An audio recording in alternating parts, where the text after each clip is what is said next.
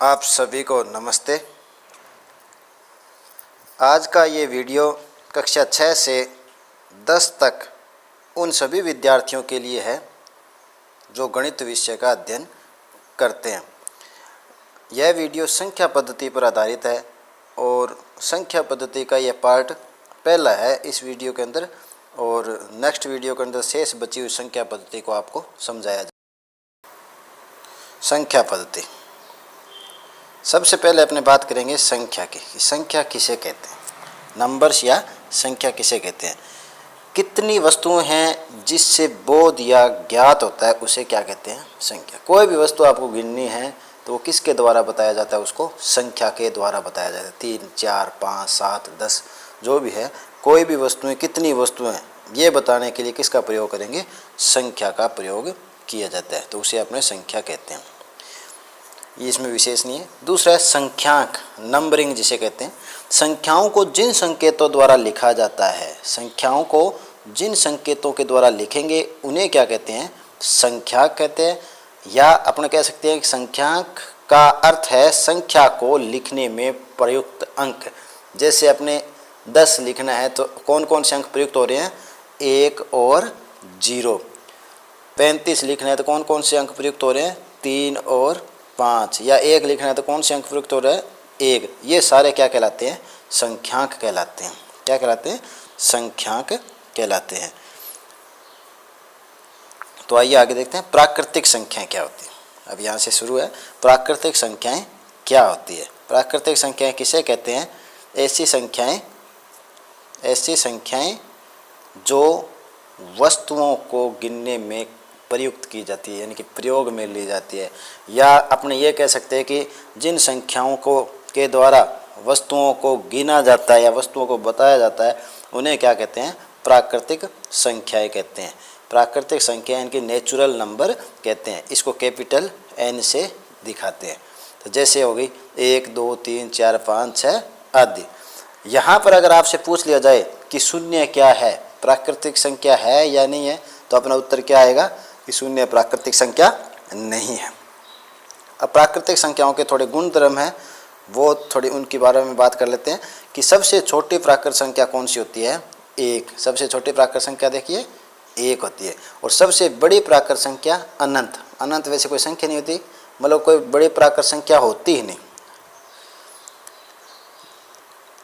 परंतु जब आंकड़े दिए हो तो आंकड़ों में सबसे बड़ी संख्या ही सबसे बड़ी प्राकृतिक संख्या हो सकती है। एक साथ अगर आपको कोई संख्याओं के जो डाटा दिए हैं उन डेटा के अंदर आप बता सकते हो कि ये सबसे बड़ी संख्या है।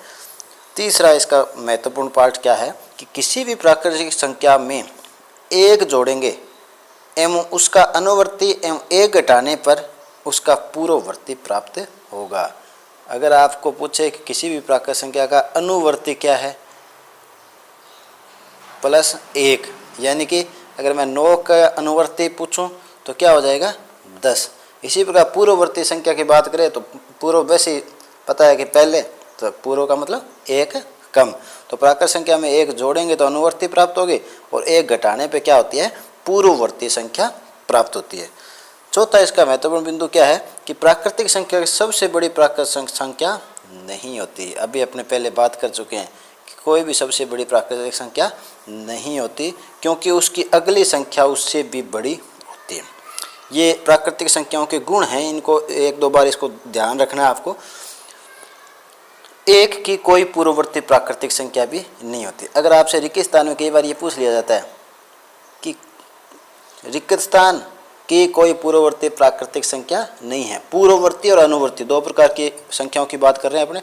अनुवर्ती आगे की, पूर्ववर्ती उससे पहले की। तो 1 जो है उससे पहले कोई भी प्राकृतिक संख्या नहीं है, इसलिए अपने कह देते हैं कि 1 की कोई भी पूर्ववर्ती प्राकृतिक संख्या नहीं है। क्लियर, आगे चलते हैं। इसका बिंदु संख्या 6, किसी भी प्राकृतिक संख्या में 1 जोड़ने पर उसका अगली प्राकृतिक संख्या प्राप्त होती है। बिल्कुल सही है। जैसे अगर अपने 5 के अंदर 1 जोड़ते हैं तो कौन सी संख्या प्राप्त हो रही है, 6। और ये भी क्या है, एक प्राकृतिक संख्या है। तथा एक घटाने पर ठीक उससे पहले की प्राकृतिक संख्या प्राप्त होती है। एक जोड़ोगे तो भी प्राकृतिक संख्या मिलेगी और एक घटाएंगे तो भी प्राकृतिक संख्या प्राप्त होगी,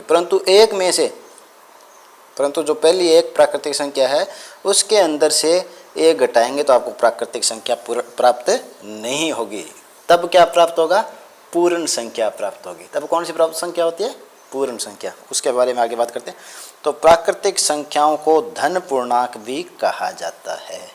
ये बात भी आपके माइंड में होनी चाहिए। धन पूर्णांक क्यों कहते हैं? क्योंकि ध्यान दीजिए, जब अपने संख्या रेखा की बात करते हैं तो शून्य के इधर जो भी अंक लिखते हैं 1 2 3 4 5 6, तो ये सारे क्या होते हैं? प्राकृतिक संख्या हैं। ये सारी क्या है? प्राकृतिक संख्या। और ये सारे पूर्णांक भी है, यानी कि ये सारी की सारी धनात्मक संख्याएं हैं, तो इनको धन पूर्णांक भी कहा जाता है। अब बात करते हैं पूर्ण संख्याएं की। वॉल नंबर, और इसको किससे बताते हैं? अपने W से। इसको किससे दर्शाया जाता है? W से। यदि प्राकृतिक संख्याओं में अपने पास जो प्राकृतिक संख्याएं थी, अभी जो नेचुरल नंबर थे, उसके अंदर 0 और मिला दिया जाए। प्राकृतिक संख्याओं में क्या मिला दिया जाए? 0। जैसे अपने पास प्राकृतिक संख्या कौन सी थी? 1 से शुरू थी और अंत तक ये चल रही थी, ये प्राकृतिक संख्या है। इस प्राकृतिक संख्याओं में अगर शून्य और ऐड कर दिया जाए तो अब ये पूरी की पूरी संख्या क्या कहलाती है? पूर्ण संख्या कहलाती है। तो ये नए समूह की संख्याओं को क्या बोलेंगे? पूर्ण संख्याएं। तो पूर्ण संख्याएं जब भी लिखेंगे 0 1 2 3 4 और 5 इस क्रम में लिखी जाएगी। अब पूर्ण संख्याओं के जो गुण है वो देखते हैं कि शून्य क्या है? पूर्ण संख्या है। पहला गुण यही है। शून्य विशेषता कह दो, गुण कह दो। शून्य क्या है? पूर्ण संख्या है, लेकिन प्राकृतिक संख्या नहीं है। कन्फर्म है कि प्राकृतिक संख्या शुरुआत ही कहाँ से होती है? 1 से होती है। सेकंड है, सभी प्राकृतिक संख्याएं पूर्ण संख्या होती है। कन्फर्म हुआ कि सभी प्राकृतिक संख्याएं, अब जैसे देखो पूर्ण संख्या में कौन सी लिख रहा हूँ? 0 1 2 3 4 ऐसे आगे बढ़ती जाएगी। तो ये प्राकृतिक संख्या कौन सी है? यहाँ से शुरू है, ये प्राकृतिक संख्या है। अब यहाँ क्या कह रहे हैं कि सभी जो प्राकृतिक संख्याएं हैं, और ये देखो यहाँ से पूर्ण संख्याएं, तो ये अंदर आ रहा है ना, तो सभी प्राकृतिक संख्याएं पूर्ण संख्याएं होती है। तो ये बात बिल्कुल सत्य है। ये कई बार सत्य है, सत्य के अंदर भी पूछ लिया जाता है। तीसरा है, लेकिन सभी पूर्ण संख्याएं, अब ये अगर उल्टा पूछ ले कि सभी पूर्ण संख्याएं बताइए क्या प्राकृतिक संख्या होती है, तो नहीं होती। क्यों नहीं होती? क्योंकि उसमें 0 है, वो प्राकृतिक संख्या नहीं है। तो अपने ये नहीं कह सकते कि सभी पूर्ण संख्याएं प्राकृतिक संख्या भी है। अब आगे सबसे छोटी प्राकृतिक संख्या की बात करें तो वो कौन सी है? शून्य। सबसे छोटी प्राकृतिक संख्या शून्य। तो ये होगी पूर्ण संख्याओं के बारे में। तो पूर्ण संख्याओं को किसके द्वारा बताया जाता है? W के द्वारा। प्राकृतिक संख्याओं को N के द्वारा। अब है पूर्णांक संख्याएं क्या होती है? इंटीजर नंबर्स, इसको I से बताते हैं। पूर्णांक संख्याओं किससे बताते हैं? I से दर्शाते हैं। संख्याओं का ऐसा संग्रह, संग्रह किसको कहते हैं? इकट्ठा। संख्याओं का ऐसा संग्रह। देखो एक मिनट, थोड़ा मैं आपको रोकता हूँ इस बीच में। यहाँ पर जैसे मैंने लिखा, सबसे पहले अपने बात की थी प्राकृतिक संख्याओं की, तो वो कौन सी है? 1 2 3 4 इस क्रम में ऐसे बढ़ती जाएगी अनंत तक।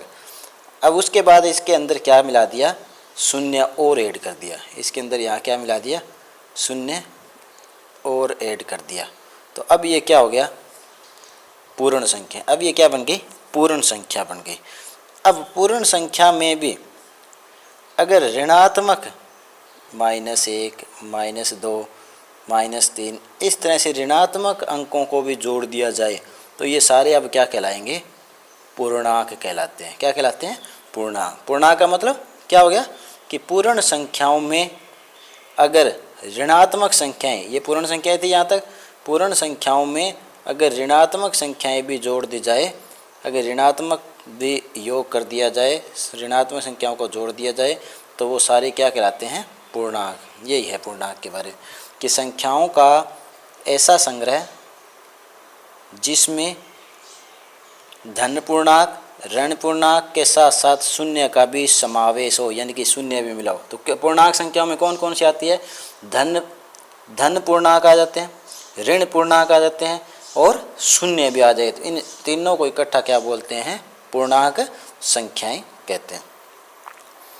तो पूर्णांक संख्याओं को किसके ऊपर आप ध्यान से देख सकते हो, संख्या रेखा पर। अब शून्य की बात करें, संख्या रेखा पर क्या आती है, इस तरह से संख्या रेखा है, इसके बीच में यहाँ पे शून्य और इस तरफ बाईं तरफ क्या होते हैं, ऋण पूर्णांक होते हैं, दाईं तरफ धन पूर्णांक यानी कि धनात्मक संख्याएं, धनात्मक मतलब प्लस वाली संख्याएं, और इधर माइनस की संख्याएं। ये जो शून्य है ये बीच में, इसमें न तो क्या होता है प्लस होता है, ना ही माइनस, यानी कि ये ना तो धन पूर्णांक है ना ही ऋण पूर्णांक है। तो ये बात भी आपको ध्यान रखना है। तो पूर्णांक संख्याएं, अब पूर्णांक संख्याओं के जो पूर्ण संख्याएं हैं उसके पहले गुणधर्म अपने पढ़े नहीं, एक बार फिर इसको देख लेते हैं। पूर्ण संख्याओं के गुणधर्म कि यदि किसी भी पूर्ण संख्या में, पूर्ण संख्या कहाँ से शुरू होती है, शून्य से शुरू होती है। यदि किसी पूर्ण संख्या में शून्य को जोड़ते हैं तो जो योगफल प्राप्त होता है वो किसके बराबर होता है, वो उसी पूर्ण संख्याओं के बराबर होता है। जैसे बात करते हैं 5, 5 के अंदर शून्य जोड़ा तो क्या आया 5, यानी कि किसी भी पूर्ण संख्याओं में शून्य को जोड़ते हैं तो वही पूर्ण संख्या प्राप्त होती है। दूसरा इसका क्या गुणधर्म है, यदि किसी पूर्ण संख्या में शून्य को घटाते हैं तो प्राप्त संख्या भी वही होते हैं, एक ही बात है। क्योंकि शून्य का मतलब कुछ नहीं, जीरो या शून्य का मतलब कुछ नहीं, कुछ नहीं का मतलब कुछ नहीं जोड़ना कुछ नहीं घटाना। तो 5 में से शून्य घटाया तो भी क्या आ जाएगा 5, यानी कि पूर्ण संख्या में से किसी भी पूर्ण संख्या ले लो, यहाँ 5 की आवश्यकता नहीं है, कोई भी पूर्ण संख्या हो उसमें से शून्य घटाने फिर क्या आ जाता है, वही पूर्ण संख्या प्राप्त होती है। तीसरा जो इसका गुणधर्म क्या है, यदि किसी संख्या में शून्य से गुणा करते हैं तो गुणनफल क्या होता है, शून्य होता है। ये बात आप अच्छी तरह से सीख लीजिए। विशेषकर 6ठी 7वीं के विद्यार्थी जो है इस वीडियो को देख रहे हैं वो अच्छी तरह से इसको सीखना है कि अगर किसी भी संख्या को शून्य से गुणा करेंगे तो उत्तर अपना क्या आएगा, शून्य ही आएगा। जैसे यहाँ पे अपने गुणा करके देखते हैं 5 को शून्य से, तो क्या उत्तर आ रहा है, शून्य उत्तर आएगा। इसके आगे नेक्स्ट देखिए, यदि किसी संख्या में शून्य से भाग दिया जाए तो क्या होता है, भागफल अनंत प्राप्त होता है। भागफल क्या होगा, अनंत प्राप्त। अनंत का मतलब भाग देने का कोई औचित्य नहीं है, क्योंकि जैसे देखिए यहाँ मैं 5 के अंदर भाग दे रहा हूँ शून्य का, तो 0 को 0 से करूँगा 0 आएगा, फिर 5 आएगा, फिर आगे कंटिन्यू चलता रहेगा, तो इसका कोई भी औचित्य नहीं है। यानी कि अगर किसी संख्या में शून्य से भाग देंगे तो क्या हो जाएगा, भागफल अनंत आएगा। तो ये थे पूर्ण संख्याओं के गुणधर्म। अब है परिमेय संख्या, जो आपकी वर्तमान की जो पाठ्य पुस्तक NCERT के हिसाब से कक्षा 8 के अंदर है। परिमेय संख्या का एक टॉपिक भी है और अभी अपने पिछले 4 वीडियो के अंदर वो कर भी चुके हैं। उसके बारे में बात करते हैं कि परिमेय संख्या क्या होती है, रेशनल नंबर क्या होते हैं। तो परिमेय संख्या किसे कहते हैं कि जो अपने पूर्णांकों की अभी बात की थी, जितने भी पूर्णांक किए थे ना, प्लस में और माइनस, यानी कि धन पूर्णांक और माइनस पूर्णांक, यदि उन पूर्णांकों को अंश और हर के रूप में लिख दिया जाए, यदि उस पूर्णांकों को अंश और हर के रूप में लिख दिया जाए तो वो क्या कहलाते हैं, परिमेय संख्या। परंतु इसमें शर्त ये है कि जो हर है उसका मान 0 के बराबर नहीं होना चाहिए, यानी कि हर क्या नहीं होना चाहिए, शून्य नहीं होना चाहिए। तो क्या हुआ कि ऐसी वे सभी संख्याएं जिन्हें P/Q के रूप में लिखें, P/Q मतलब अंश और हर के रूप में। देखिए आपने भिन्न संख्याएं पढ़ी होगी, भिन्न संख्याएं क्या होती है, भिन्न और परिमेय संख्याएं लगभग एक जैसी है, परंतु एक विशेष अंतर है, वो मैं आपको बता देता हूँ। भिन्न संख्याएं जैसे बात करते हैं तो भिन्न संख्याओं को भी अंश और हर के अंदर लिखा जाता है, परिमेय संख्या को भी अंश और हर के अंदर लिखा जाता है। परंतु जो परिमेय संख्या है उसमें क्या होते हैं, सारे के सारे क्या होते हैं, पूर्णांक होते हैं। सारे के सारे क्या होते हैं, पूर्णांक, चाहे वो अंश है या हर। परंतु जो भिन्न संख्या है इसके अंदर सिर्फ प्राकृतिक संख्याएं ही होती है। कौन सी संख्या होती है, प्राकृतिक संख्याओं को अगर अंश और हर के रूप में लिखा जाए तो वो क्या कहलाएगी, भिन्न संख्या कहलाती है। अब देखिए परिमेय संख्या के थोड़ा आगे विस्तार से देख लेते हैं इसके अंदर। तो परिमेय संख्या के अंदर देखिए बता दिया कि ऐसी संख्या है जिनको P/Q के रूप में लिखें और Q का मान शून्य नहीं हो, जहाँ P और Q दोनों ही क्या होने चाहिए, पूर्णांक होने चाहिए, उन्हें परिमेय संख्या कहा जाता है। तो यहाँ पे देखो परिमेय संख्या कौन कौन सी हो गई अपने पास? पूर्णांकों और भिन्न को परिमेय संख्या तो होगी, पर परिमेय जिनको p बटा q के रूप में लिखेंगे बनता है। यानी कि अगर आपको पूछे कि परिमेय संख्या किस किस से मिलेगी, तो इसमें कौन कौन से आ जाते हैं? पूर्णांक आ जाते हैं, और जो भिन्न है वो दोनों इकट्ठे। पूर्णांक और भिन्नों को इकट्ठा अगर कर दिया जाए तो उनको क्या बोलेंगे? अपने परिमेय संख्या कहा जाता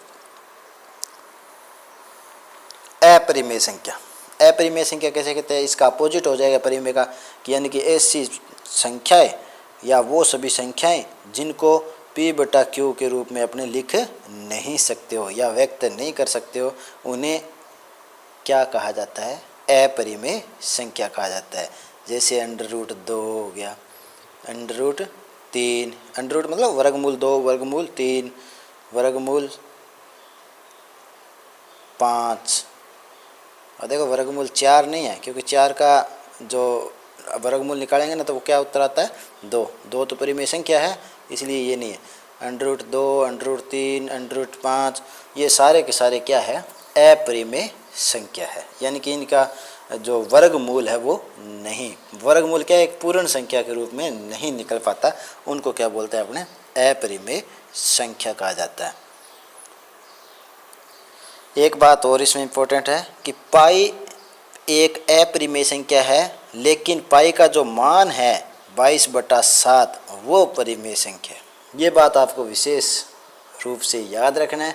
अगर आपसे पूछ लिया जाए कि पाई खालिस्तान संख्या है तो कौन सी संख्या है? अपरिमेय संख्या है। परंतु अगर पाई की जगह आपसे ये पूछ लिया जाए 22/7 किस प्रकार की समस्या है तो वो क्या है, को किस प्रकार की संख्या है, वो क्या है? तो वो परिमेय संख्या होगी। देखिए पाई का मान 22/7 होता है, इसलिए यहाँ पे ये थोड़ा ध्यान देने के लिए जरूरी है।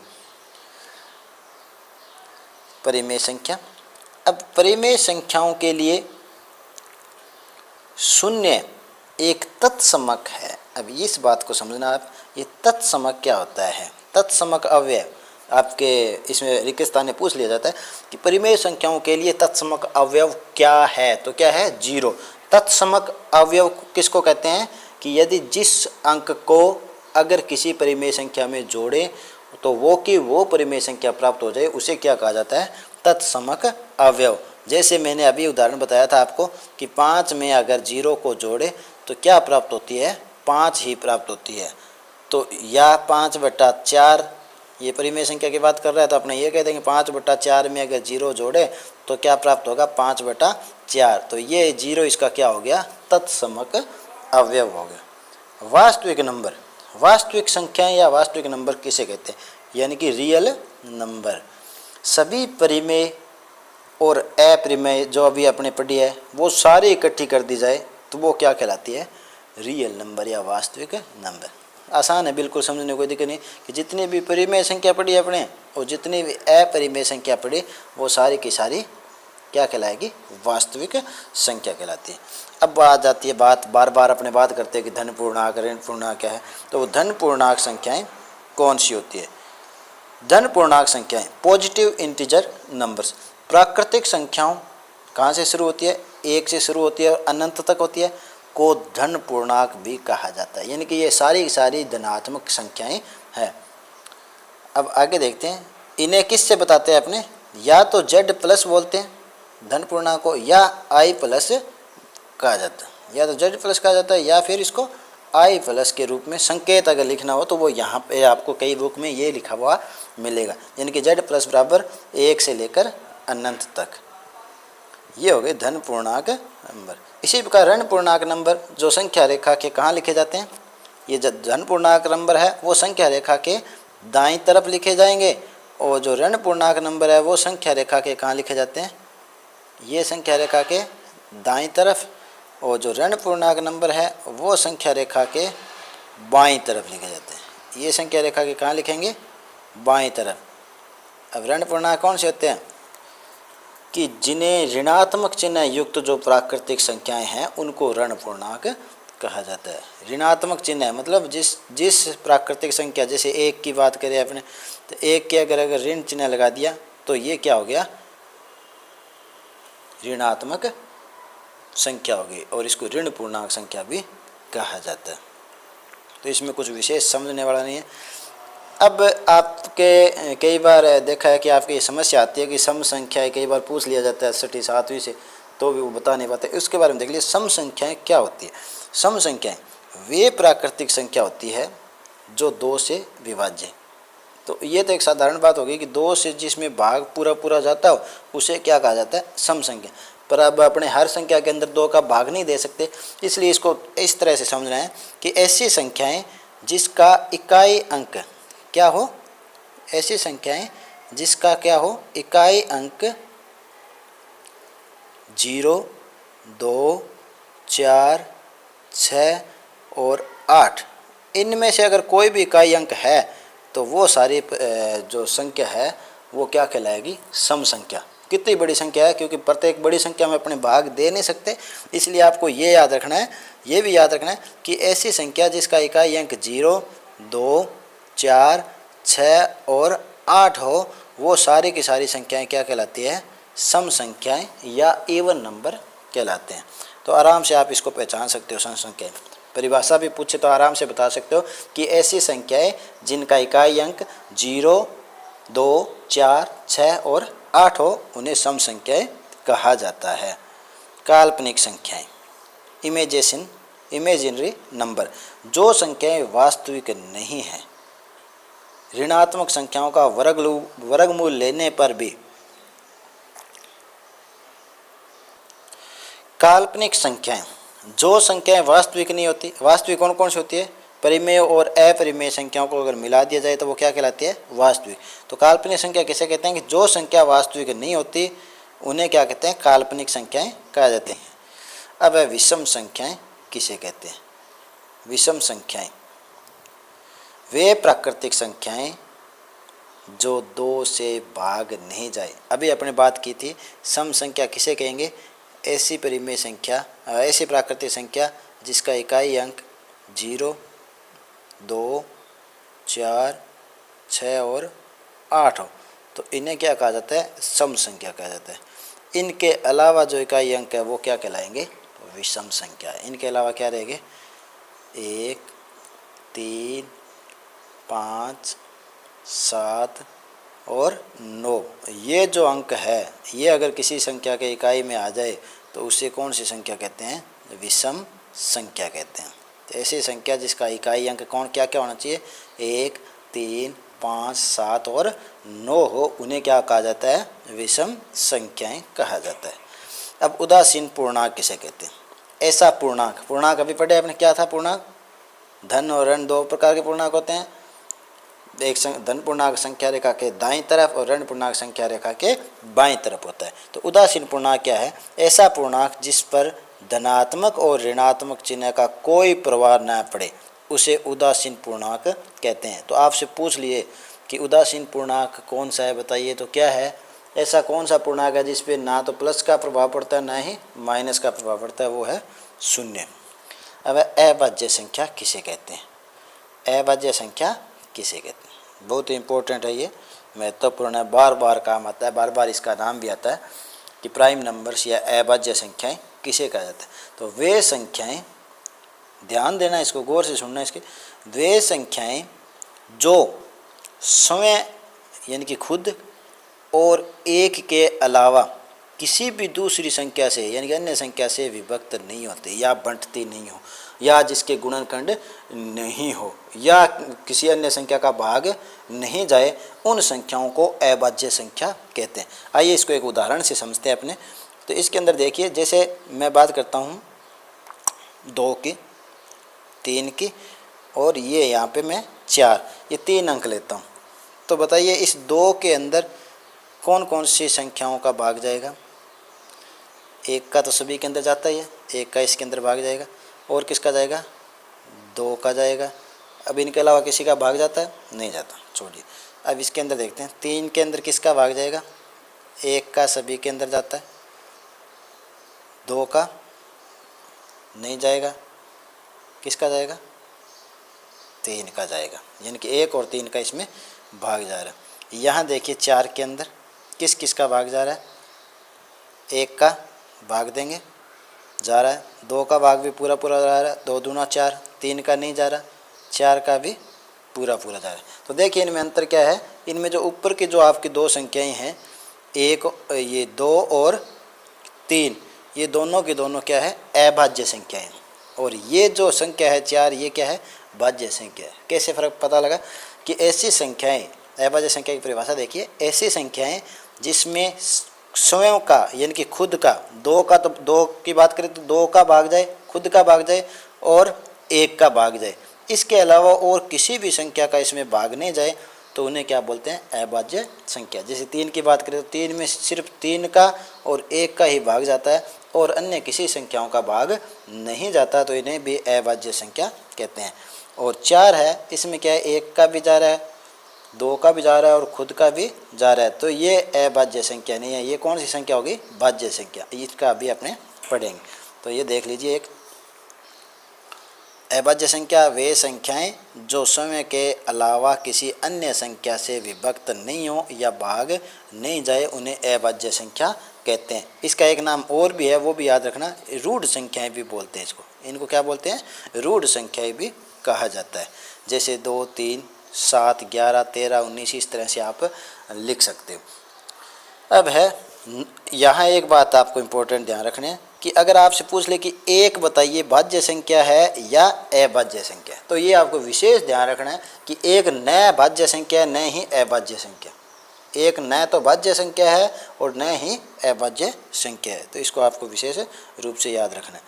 अब है भाज्य संख्या किसे कहते हैं, कि वे संख्याएं जो स्वयं यानी कि खुद और एक के अलावा किसी संख्या से विभक्त हो, किसी और संख्या से भी विभक्त हो, यानी कि खुद का और एक का भाग तो जाए, उसके अलावा, वो तो सभी के अंदर जाता है, उसके अलावा किसी अन्य संख्या का भी अगर उसके अंदर भाग जा रहा है या विभक्त हो रही है वो संख्या उससे, तो उससे कंपोजिट नंबर या भाज्य संख्या कहते हैं। इसका दूसरा एक नाम है, इन्हें यौगिक संख्याएं भी कहा जाता है। क्या कहते हैं, यौगिक संख्याएं भी कहा जाता है। जैसे 4, 6, 8, 9, तो सबसे छोटा जो भाज्य संख्या है वो कौन सा है, 4 है। जब 2 या 2 से अधिक संख्याओं में कोई भी उभयनिष्ठ गुणनखंड न हो जिसका महत्व समावर्त्य, या अपने ये कह सकते हैं जिसका महत्व समावर्त्य 1 हो, वो क्या कहलाती हैं, सह अभाज्य संख्याएं कहलाती हैं। समझा है। उभयनिष्ठ किसे कहते हैं, एक जैसा।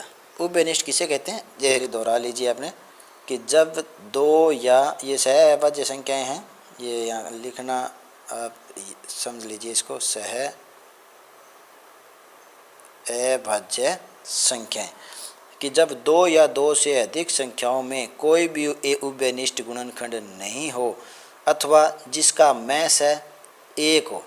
तो ये भी आप एक समझ लेना कि जब भी कोई अपने गुणनखंड निकालते हैं और उसका मैस है निकालेंगे और वो गुणनखंडों में से एक भी दोनों में मैच नहीं हो रहा है, कोई भी गुणनखंड मैच नहीं हो रहा है, तो उसका मैस है क्या कहलाता है, 1 कहता है।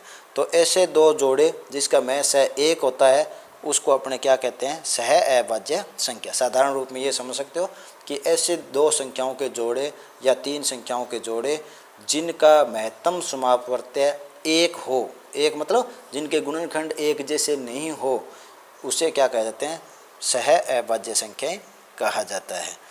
अब देखिए यहाँ पे युग्म अभाज्य संख्याएं किसे कहते हैं, युग्म मतलब जोड़े के रूप में। तो ऐसी अभाज्य संख्याएं जिनके बीच का अंतर 2 हो, याद रखना, ऐसी अभाज्य संख्याएं जिनके बीच का अंतर 2 हो युग्म अभाज्य संख्याएं कहलाती, जोड़े के रूप में। जैसे 11 और 13, 11 भी अभाज्य संख्या और 13 भी है, परंतु बीच का अंतर कितना है, 2, तो ये क्या कहलाएगी, युग्म अभाज्य संख्या है। देखिए 17 अभाज्य संख्या है, क्यों है, क्योंकि 17 में सिर्फ 17 का भाग जाता है और 1 का तो जाता ही है। इसी प्रकार 19 भी अभाज्य संख्या, 19 में सिर्फ 19 का ही भाग जाता है, तो इनके बीच का अंतर भी 2 है, तो इसलिए इसको क्या बोलते हैं, युग्म अभाज्य संख्याएं बोला जाता है। आगे देखिए गुणज। गुणज क्या है, यदि कोई भी संख्या है, जैसे मैं बात करता हूँ यहाँ पे 2 की, कोई भी संख्या जैसे 2 लिया आपने, अब 2 को पहले 1 से गुणा किया 2 आया, फिर 2 को 2 से गुणा किया 4 आया, फिर 2 को 3 से गुणा किया 6, 2 को 4 से गुणा किया 8, 5 से गुणा किया 10, 6 से गुणा किया 12। इस तरह से क्रम वाइज 1 से लेकर कंटिन्यू गुणा करते जाए तो ये सारे के सारे इस 2 के क्या कहलाते हैं, गुणज कहलाते हैं। सारे के सारे 2 के क्या कहलाते हैं, गुणज कहलाते हैं। तो देखिए, यदि किसी दी गई संख्या को लगातार 1 से लेकर कितने भी अंक तक गुणा किया जाए तो उस संख्या को उसके क्या कहते हैं, गुणज कहा जाता है या गुणज प्राप्त होते हैं। जैसे 4 के गुणज, ये पहले 4 को 1 से गुणा किया, फिर 2 से, 3 से, 4 से और 5 से या 6, 7, 8 कितनी भी बार गुणा कर सकते हो। तो यहाँ जितनी भी संख्याएं ये प्राप्त हो रही है वो सारी क्या है, गुणज कहलाते हैं। अब एक बात थोड़ा सा ध्यान दीजिए कि जब 2 या 2 से अधिक संख्याओं को गुणा करते हैं, पहले एक बार कन्फर्म मेरे साथ इसको ध्यान से पढ़िए आप। जब 2 या 2 से अधिक संख्याओं का गुणा करते हैं तो हमें एक गुणनफल प्राप्त होता है। जैसे मैं गुणा कर रहा हूँ 2 और 5 को, 2 और 5 को गुणा कर रहा हूँ, तो 2 और 5 को गुणा किया तो क्या प्राप्त हो रहा है, 2 और 5 को गुणा किया तो क्या प्राप्त हो रहा है, 10। 2 और 5 को गुणा किया तो 10 प्राप्त हो रहा है। तो ये बात कहना चाहता है कि जब 2 या 2 से अधिक संख्याओं को गुणा करते हैं तो हमें एक गुणनफल प्राप्त होता है। ये गुणनफल प्राप्त हुआ है। इस गुणनफल को गुणा की गई संख्याओं में से, ध्यान दीजिए, इस गुणनफल को गुणा की गई संख्याओं में से प्रत्येक का गुणज कहते हैं। अब ये क्या कहना चाहता है, ये जो गुणनफल है ना, ये 2 का भी गुणज है और 5 का भी गुणज है। गुणज क्या होता है, यानी कि 2 को अगर किसी संख्याओं में से बार बार गुणा करें तो वो उसका क्या कहलाता है, गुणज। या दूसरी भाषा में आप जो पहाड़े पढ़ते हो ना, वो क्या है, गुणज ही है असल में। तो जैसे 2 के पहाड़े के अंदर ये 10 आ रहा है, 5 के पहाड़े में भी ये 10 आ रहा है। ये कहना चाहता है कि इस गुणनफल को गुणा की गई संख्याओं में से, ये जो गुणनफल है, ये जो आपने 2 संख्याओं का गुणा किया है, उन गुणा की गई जो संख्याएं हैं उनमें से प्रत्येक का ये क्या होता है, गुणज होता है। 2 का भी गुणज है और ये 5 का भी गुणज है। इसलिए इसको क्या कहते हैं, ये दोनों संख्याओं का सारव गुणज कहते हैं। इसको क्या कहते हैं, दोनों संख्याओं का सारव गुणज। यानी कि 2 और 5 का सारव गुणज क्या है, 10 है, या इसको समापवर्त्य भी बोलते हैं। एक छोटा सा उदाहरण है, 14 और 18 का 10वां गुणज ज्ञात करना है। अब आपसे कितना ही गुणज पूछ ले, 10वां पूछे, 5वां, 8वां, 10वां, जितवां गुणज पूछे उसको उसी से ही गुणा कर देना है। जैसे मैं 9 का 15वां गुणज पूछे तो 15 से गुणा कर देंगे, 9 का 13वां गुणज पूछे तो 13 से गुणा कर देंगे। तो यहाँ देखिए 14 का कौन सा गुणज पूछा है, 10वां, तो 14 को 10 से गुणा किया 140। इसी प्रकार 18 को भी 10 से गुणा किया 180। तो ये इसके 10वें गुणज हो गए। तो आज के इस वीडियो में यहीं तक ही। इसके 2 पार्ट अभी और बनेंगे, तो ध्यानपूर्वक देखना। उस आगे वाले पार्टों में गुणात्मक प्रतिलोम, योगात्मक प्रतिलोम और जो बोर्ड मास का प्रयोग कैसे किया जाता है गणित के अंदर, यानी कि एक साथ अगर जोड़ घटाव गुणा भाग या आ जाए तो उसको हल कैसे करना है, और भी जो बहुत सी बेसिक जो जानकारियाँ गणित के बारे में हैं, उन सभी का अपने अध्ययन करेंगे। तो बने रहिए मेरे YouTube चैनल रिनुआ स्टडी पॉइंट के साथ। इसी के साथ आज का ये चैप्टर क्लोज करते हैं। धन्यवाद।